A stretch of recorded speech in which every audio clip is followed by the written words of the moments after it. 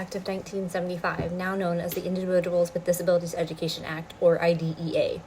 IDEA guarantees students with disabilities the right to a free, appropriate public education, or FAPE, in the least restrictive environment, or LRE.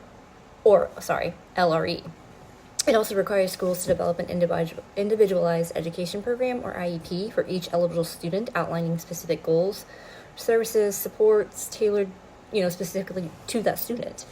Since the 1970s, special education law has continued to evolve. Amendments to IDEA strengthened parent participation. It's emphasized inclusion and increased accountability for student progress.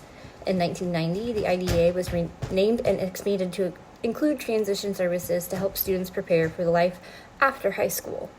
The 2004 reauthorization aligned IDEA with standards-based instruction and emphasized measurable educational outcomes. The two important Supreme Court cases further clarified student and parent rights under the IDEA. In Board of Education versus Rowley in 1982, the court defined FAPE as educational service reasonably calculated to enable a student to make meaningful progress. Schools were not required to maximize a student's potential, but they were required to provide more than minimal benefit.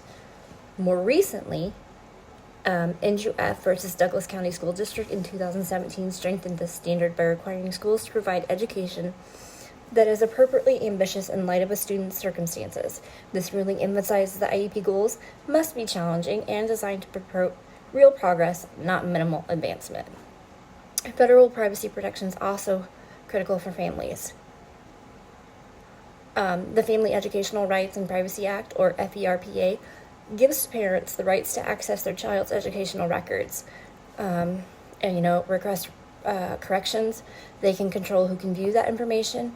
FERPA works alongside the IDEA to support transparency and meaningful parent involvement in educational decision-making.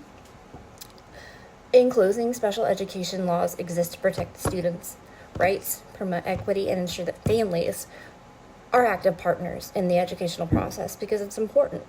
Understanding these laws will help educators advocate effectively and provide students with the support they deserve. Thank you for listening.